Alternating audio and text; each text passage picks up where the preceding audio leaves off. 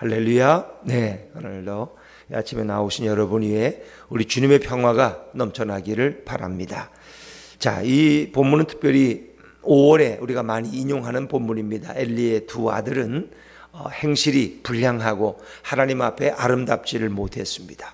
하나님께 드려야 될 제물을 먼저 채가지고 가서 사원들을 보내 채가지고 가서 자기들의 먼저 배를 취하는, 그것은 곧 하나님을 경멸하는 것이고 하나님의 제사를 멸시하는 것입니다. 이건 뭐 버릇없다 정도가 아니라 하나님을 모독하는 것입니다. 이건 굉장한 신성모독이에요.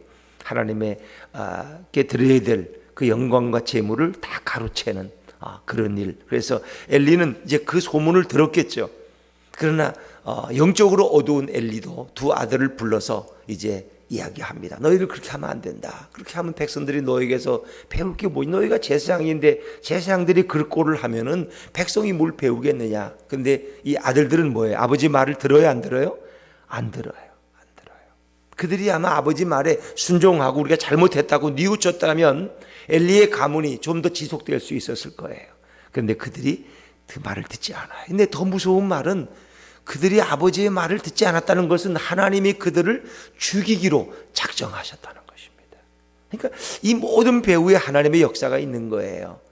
엘리의 두 아들이 정말 회개하고 돌아왔다면 결과가 달라질 수도 있었어요. 그런데 그들이 고집을 내세우고 아버지 말을 무시해. 왜? 엘리는 이미 늙었어. 그러니까 눈도 어둡고 잘 듣지도 못해. 그러니까 거의 홈리와 비누아스가 대제사장인 아버지를 대신해서 모든 일을 다 행해요. 그들 마음대로. 근데 그들이 하나님을 모독하고 재물을 빼앗고 성전에 봉사하는 여인들을 희롱하고 이 엄청난 악을 행하고 있다는 거죠. 근데 그들을 제어할 자가 없어. 지금처럼 무슨 뭐 검찰이 있는 것도 아니고 경찰이 있는 것도 아니고 하나님 외에는 그들을 벌할 자가 없대. 그들은 아주 그냥 모든 정권을 가지고 마음껏 휘두르는 거예요. 그러니까 그들 위에 높은 사람이, 아버지가 높은데 아버지는 눈이 어두워 듣지도 못하고 그 아버지는 무시해도 그만이에요. 왜? 늙어서 힘을 못 쓰거든. 그런데 그것은 곧 뭐냐? 하나님이 그들을 죽이기로 작정했다는 거예요. 이거 엄청나게 무서운 거예요.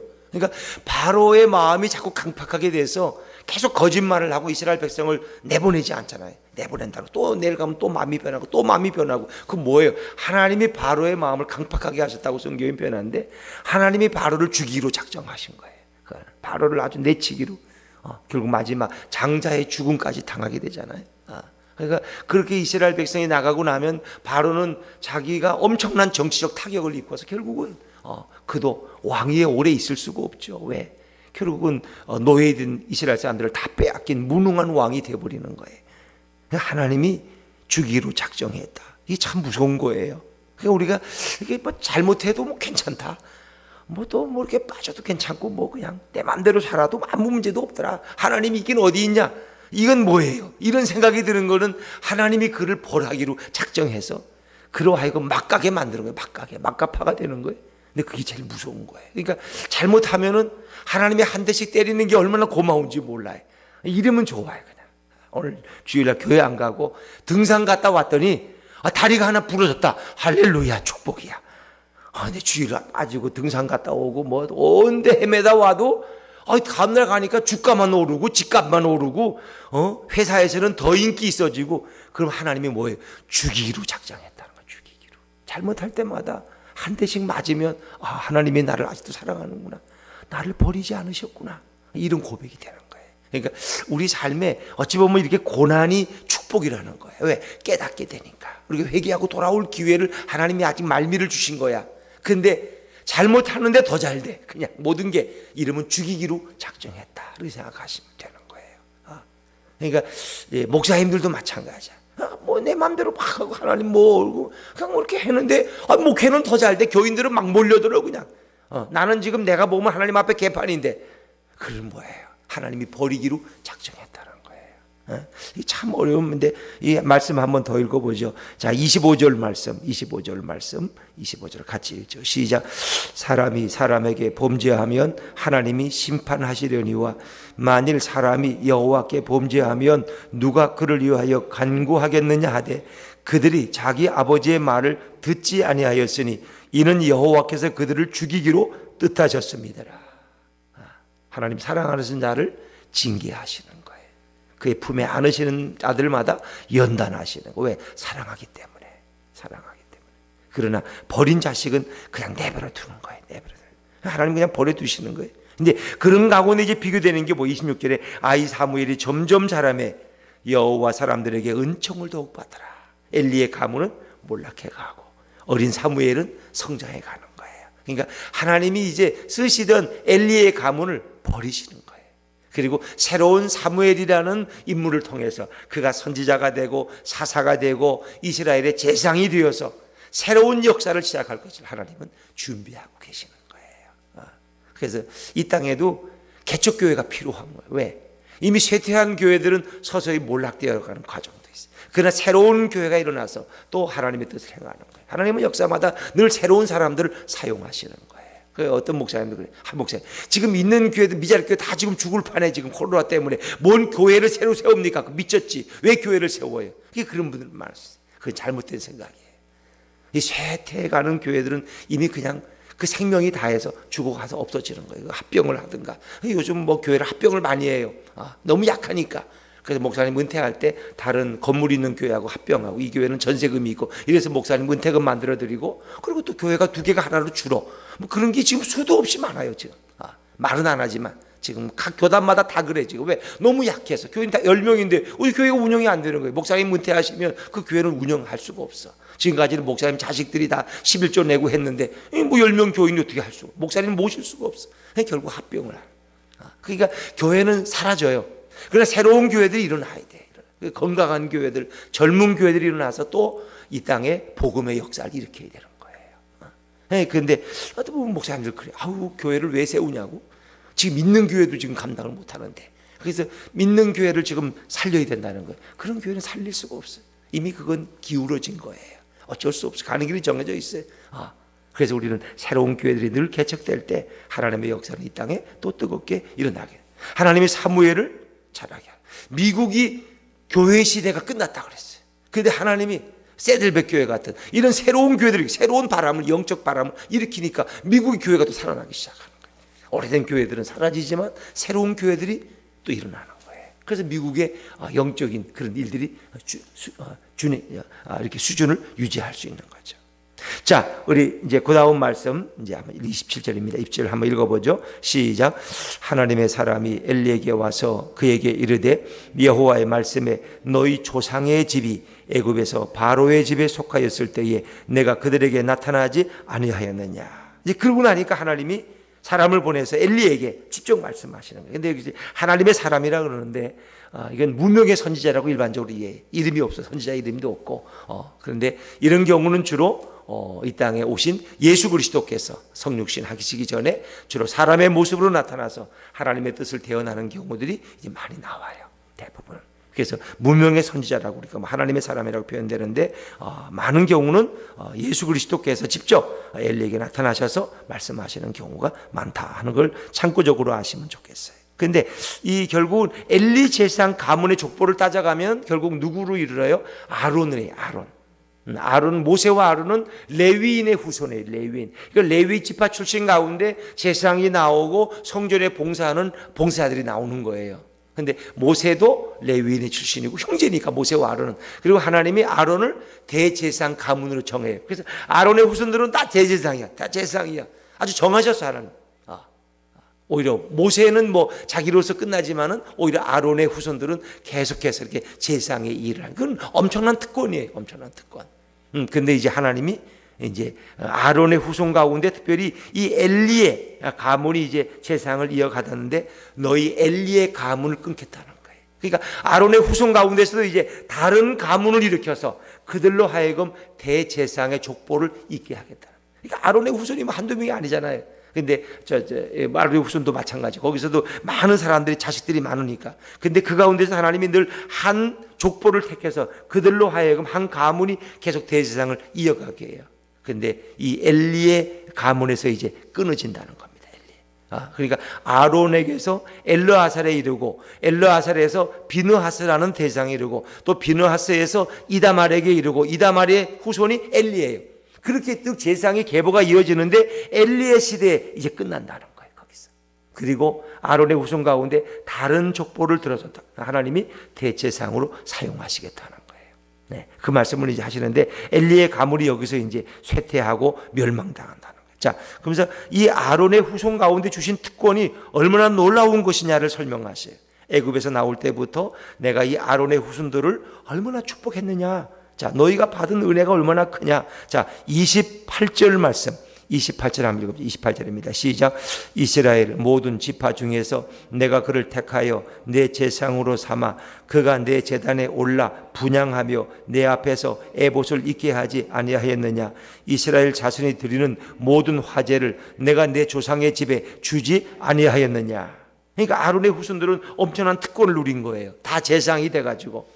그들은 정말 제상으로서 거룩한 직무를 감당했고, 에봇을 입는다는 건 이건 제상의 화려한 의복을 얘기하는 거예요. 그리고 에봇에는 뭐가 있어요? 이런 앞치마와 같은 조끼인데 그 또 앞에는 우림과 둠민 주머니가 있어서 하나님의 뜻을 아는 그런 특권을 대제상만이 가질 수 있었던 거예요. 그리고 너희들은 모든 화제, 이 불태워드리는 이런 모든 화제를 내 조상에게 줬다는 건 뭐예요? 하나님 앞에 제사 드리고 나서 그 모든 음식을, 나머지 분깃을 제상의 목으로 먹었다는 거예요. 그러니까 제주의 목으로 들어가고 제상이 나눠가는, 하나님이 그걸 다 정하셨다는 거예요. 그러니까 제상의 집들은 지금까지 굶지 않고 잘 살았어. 왜? 제사 드리는 모든 곳이 다 제상의 목이 있으니까 또 그걸 받아가지고 얼마나 풍요롭게 살았다는 거죠, 너희들이. 그런데 너희가 그렇게 특권을 누렸으면서도 지금 너희가 지금 어떻게 하고 있냐는 거예요. 너희는 지금 엘리의 시대에 와서 너 아들들이 지금 어떻게 하고 있냐는 거예요. 내게 너희 가문을 내가 그렇게 사용했는데 그 결과가 뭐냐는 거예요. 자, 29절 말씀, 그 결과를 한번 말씀하. 29절입니다. 시작. 너희는 어찌하여 내가 내 처소에서 명령한 내 재물과 예물을 밟으며 내 아들들을 나보다 더 중히 여겨 내 백성 이스라엘이 드리는 가장 좋은 곳으로 너희들을 살찌게 하느냐. 내가 내 처소에서 명령한 재물과 예물을 너희가 발로 짓밟았다는 거예요. 그리고 아들들을 나보다 더 이게 엘리에게 집중을 한 말이에요. 너 아들들을 징계하지 않고 나보다 더 아들들을 귀히 여기느냐 말이야. 이걸 하나님이 직접적으로 하나님의 사람을 통해서 엘리에게 말씀하시는 거예요. 자식을 너무 귀히 여기면, 자식을 훈계하지 않고 키우면 결국 버릇이 없어지고 결국 부모에게 달려드는 거죠. 참 이게 어려운 거예요. 그러니까 그걸 어떻게 해야 될까요? 혼내야 돼요. 징계를 해야 돼요. 근데 요즘 부모들은 또 애들을 잘 안 때리잖아요. 특히 할아버지들은 손자를 거의 못 때려. 그렇죠? 때렸다면 어떻게 해요? 며느리가 막 난리를 쳐. 권사님이 할아버지 좀 때리세요? 혼내시긴 하고. 근데 할아버지는 더 못해. 할아버지. 그래서 손자 잘 기억다 그러면 할아버지 수염 잡아 다닌다. 근데 이제 그렇게 키우면은 좋기는 좋은데 나중에 버릇이 없어질 수 있어요. 그러니까 할아버지 할머니들이 손자들을 잘 키워야 돼. 그래서 많은 며느리들이 걱정하는 게 할아버지 할머니가 손자의 버릇을 버린다는 거예요. 왜 남의 자식 때렸다가 또 그냥 부모가 싫어할 것 같아서. 근데 그럴수록 사랑할수록 엄히 키워야 돼요. 그렇다고 애를 굶기고 두드러 패고 하는 건 아니지만 하여튼 잘 이렇게 훈계. 왜? 어릴 때 그걸 못 잡아주면 나중에 커서는 안 돼요. 초등학생만 되면 집 나가버려. 때리려면 집 나가버려. 그거 안 돼. 그러니까 지금 어릴 때 그걸 하지 않으면 그 누구도 할 수 없다는 거예요. 그래서 성경이 뭐예요? 이 희초리를 아끼면 자식을 망친다는 거예요. 그러니까 참 이게 어려운 것 같아요. 우리 모두에. 학교에서도 체벌 안 하잖아요. 그 체벌 안 하는 게 좋은 면도 있지만 이제는 아이들이 선생님을 두드러 패. 이런 시대가 우리 이게 과연 좋은 교육이냐? 그러니까 우리가 한번 좀 심하게 고민해야 될 문제다. 성경은 사실 회초리를 허용합니다. 잘못하면 때리라는. 근데 기도하고 때리고 잘 알아듣게 꾸짖고 징계. 그리고 사랑해주고 이렇게 해서 아이가 버릇을 고쳐야 된다. 우리 모두, 저도 뭐 손자가 마찬가지. 저도 손자가 있어요. 그냥 오냐오냐 하다가는 이 아이가 어디로 갈지 몰라. 이게 참 우리 모든 할아버지 할머니의 지금 딜레마고 고민입니다. 부모들도 그거는 엄하게 키우지 않으면 아이들의 미래를 장담할 수 없어요. 근데 엘리가 그런 거 너무 사랑해가지고 하나님보다 자기 자식을 더 귀히 여겼다는 거예요. 이게 어려운 거예요. 그러니까 하나님이 결국 어떤 어려움을 주시느냐. 31절에 30절 말씀 한번 30절입니다. 시작. 그러므로 이스라엘의 하나님 나 여호와가 말하노라.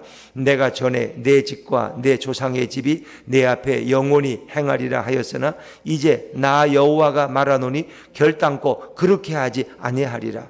나를 존중히 여기는 자를 내가 존중히 여기고 나를 멸시하는 자를 내가 경멸하리라. 저는 하나님께서 아론의 후손을 내가 영원히 너희 가문을 사용하겠다. 너희 가문을 영원히 내 앞에서 제사장의 가문. 근데 이제는 그렇지 않다는 거예요. 이제는 너희 잘못에 대해서 내가 징계하고 너희에게 특권을 다 거두겠다는 거예요. 그리고 나를 존중히 여기는 자는 내가 존중히 그 가문을 대우하지만 나를 멸시하는 자는 내가 그 가문을 경멸할 것이다. 결국 그래서 엘리의 가문을 이제 여기서 쇠퇴하게 하고 멸망시킨다는 엄청난 저주를 사실은 말씀하고 있는 거예요. 그러면서 엘리의 가문에 어떤 일이 있을까요? 이게 참 무서운 얘기인데 31절 32절 말씀 31절 32절 같이 읽죠. 시작. 보라 내가 내 팔과 내 조상의 집 팔을 끊어 내 집에 노인이 하나도 없게 하는 날이 이를지라.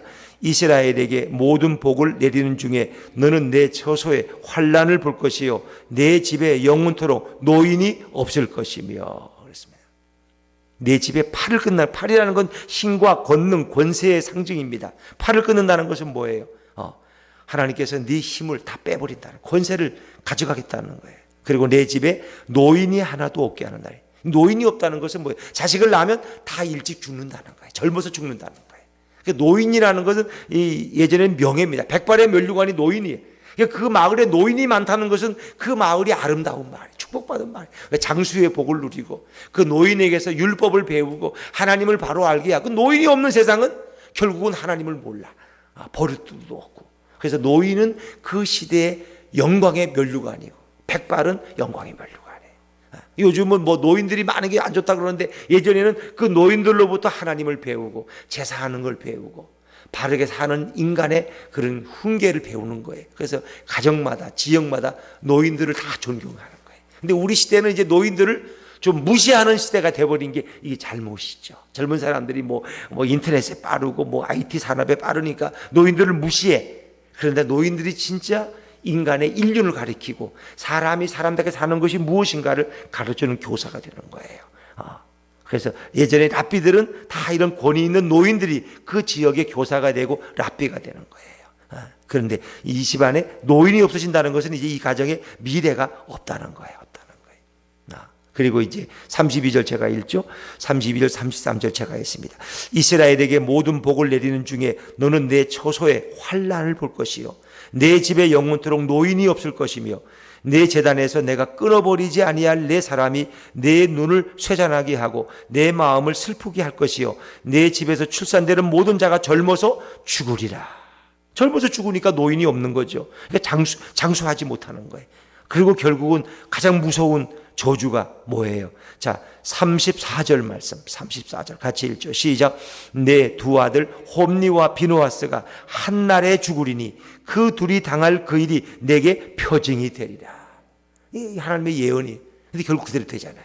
홈니와 비누아스가 법궤를 가지고 나갔다가 블레셋에게 패하고 결국 다 죽임 당하고 법궤 빼앗기고 그 소문 듣고 결국 엘리는 의자에 떨어져 죽어버리고 며느리는 아기 낳다가 또 죽어버리고. 이 뭐 엄청난 비극이 이 가정에. 그러니까 하나님이 어떤 벌을 줄 때는 반드시 예고를 하신다는 거예요. 야, 그럼 왜? 사랑하기 때문에 회개할 기회를 주시고 뉘우칠 기회를 주시는데 인간이 교만해가지고 그걸 못 들어요.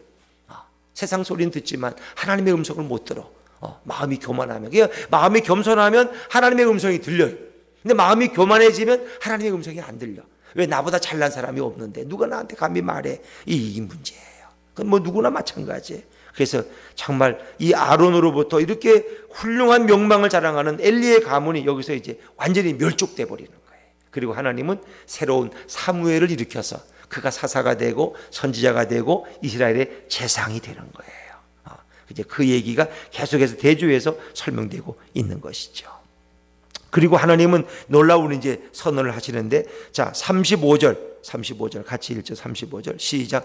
내가 나를 위하여 충실한 제사장을 일으키리니 그 사람은 내 마음 내 뜻대로 행할 것이라. 내가 그를 위하여 견고한 집을 세우리니 그가 나의 기름 부음을 받은 자 앞에서 영구히 행하리라. 이건 이제 아주 놀라운 예언인데, 충실한 제사장이 이 삼중 예언. 성경에는 이중 예언도 있고 삼중 예언도 있다는 거 아세요? 그러니까 이 예언의 첫 번째는 사무엘을 가리켜요. 충실한 제사장이 바로 사무엘이에요. 어린 사무엘이 일어나서 이스라엘을 다시 세워요. 왕을 세우고 그 충실한 제사장의 첫 번째가 사무엘이에요. 정말 그는 하나님 마음에 합당한 자고, 그리고 그가 이제 견고한 집을 세워나가요. 그리고 왕을 세워 나의 기름 부음을 받은 자 앞에서 영구 행한다. 기름 부음 받은 자는 그 당시 왕을 가리키는 거예요. 그래서 그가 기름 부어서 사무엘이 사울 왕을 세우고 그 다음에 다윗 왕을 세워요. 그 사무엘을 가리키는 거예요. 근데 사무엘을 끊는 이 예언은 두 번째 사독 제사장을 가리켜요. 사독 제사장. 그래서 성경의 제사장의 이 계보에는 아비아달 가문이 있고 사독의 가문이 있어요. 근데 아비아달 가문은 다윗 시대에는 아비아달과 사독이 같이 이렇게 일해요. 그렇지만 다윗 왕이 죽은 다음에 솔로몬을 세울 때 아도니아라는 자가 일어나서 반역을 일으키려고 그래요. 그때 아비아달은 이 아도니아의 편에 섰다가 결국 반역으로 솔로몬에게 죽임당해요. 그리고 사독이 이 솔로몬을 왕으로 세워요. 왕으로. 그래서 그 이후에 사독 제사장 후손들이 계속 제사장의 뒤를 이어가요. 그래서 이것은 사독을 가리키는 것이 두 번째 예언입니다. 사독 이후에는 계속 그 대상의 가문이 계보가 이루어져요. 그리고 이제 궁극적으로는 누굴 가리키느냐? 누굴 가리켜요? 예수 그리스도를 가리키는 줄로 믿습니다. 이 땅에 오시는 영원한 대제사장이신 그리스도를 가리키는 그리스도를. 이 땅에 오시는 그리스도. 그분은 희생제사를 완성하세요. 이젠 더 이상의 제사가 필요 없어. 그 몸으로 이례적인 제사를 드림으로 모든 희생제사가 다 완성되었어요. 그리고 그분은 우리의 영원한 대제사장이 되십니다. 그리고 완전한 속죄를 이루십니다. 구약의 모든 제사는 다 불완전한 속죄였어. 아무리 짐승을 많이 죽인다고 해도, 태운다고 해도 인간의 죄가 용서받을 수 없었어요. 그런데 예수 그리스도가 단 한 번, 그분이 영원한 대제사장이 되시고 그분 자신의 몸이 제물이 되심으로 우리에게 완전한 속죄와 영원한 구원을 이루셨어요. 그분이 바로 예수 그리스도. 그래서 이 예언은 궁극적으로는 그리스도를 가리키고 있는 것입니다. 그가 와서 모든 것을 완성하실 것이다. 그래서 우리는 이것을 삼중적인 예언이다. 그 시대에는 사무엘, 그 다음 시대에는 사독, 그 다음 시대에 완전한 영원한 예언은 바로 그리스도를 가리키는 것이다. 이렇게 우리가 설명할 수 있죠. 그리고 이제 36절 마지막 절에는 이 엘리 제사장 가문이 완전히 망해가지고 명맥은 유지하는데 떡 하나 얻으려고 와서 애걸복걸하는 그런 비참함을 말씀하고 있죠. 36절 말씀 마지막에 36절입니다. 시작. 그리고 내 집에 남은 사람이 각기 와서 은 한 조각과 떡 한 덩이를 위하여 그에게 엎드려 이르되 청하노니 내게 제사장의 직분 하나를 맡겨 내게 떡 조각을 먹게 하소서 하리라 하셨다 하니라. 이 제사장 가문은 기업도 없어, 땅도 없어, 농사도 못 져. 그러니까 이 제사장 일을 안 하면 굶어 죽는 거야. 그러니까 그냥 엘리 제사장 가문에서는 이제 다 멸망당하고 겨우 남은 그런 사람들이 어떻게 은 한 조각, 떡 한 덩이를 위해서 나를 좀 써달라고 말이야. 이렇게 애걸복걸하는 그런 비참함을 경험하게 될 것이다. 오늘 우리가 누리는 축복은 하나님이 꼭 우리가 제사장 가문이 아니더라도 우리는 어찌 보면 다 하나님 앞에 이런 제사장의 삶을 살고 있는 거죠. 너희는 왕 같은 제사장들이요 거룩한 나라요 그의 소유된 백성이니. 그렇죠. 이 신약 시대는 모두가 다 하나님의 제사장이에요. 하나님의 축복을 받은 사람. 우리는 다 레위인이고 그러나 우리가 지금까지 받은 복이 얼마나 감사하고 놀라운가. 그래서 우리들 감사하며 또 충실한 우리에게 주신 사명을 감당하는 자가 돼야 돼. 근데 우리가 교만해가지고 그냥 하나님을 멸시하고 그냥 다른 것을 더 귀히 여긴다면 엘리의 가문이 받았던 이런 엄청난 비극이 우리 삶에도 이루어질 수 있음을 경고하고 있는 거예요. 우리는 더 겸손해야 돼. 우리가 살아온 그 축복을 우리 자식들이 누려가고 또 우리 대대로 손자 손녀들이 그 하나님을 잘 섬김으로써 그 복을 이어가는 것처럼 귀한 게 없어요. 그러니까 우리 할아버지 할머니의 최고의 기도는 우리 손자 손녀들, 우리 자녀들이 하나님 잘 섬기고 예수님과 동행하는 축복, 그것처럼 귀한 게 없어요. 그것이 영원한 복의 길이다. 그렇죠. 그래서 오늘 우리가 5월을 또 이렇게 보내면서 정말 우리 가정이 하나님 잘 섬기는 그런 아름다운 후손 될 수 있도록 여러분들 기도하시고 또 주님이 우리 가문의 주인 되시는 그런 축복을 누리며 살아가시기를 주의 이름으로 축원합니다. 기도하겠습니다.